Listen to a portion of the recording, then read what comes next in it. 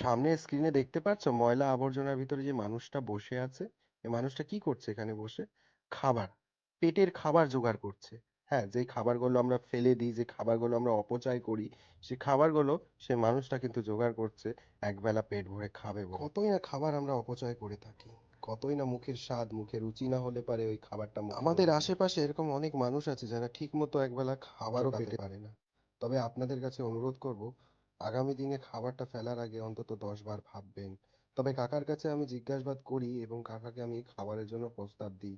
তবে কাকা কিন্তু কোনোভাবে আমার কাছ থেকে খাবার নিতে চাইছে না।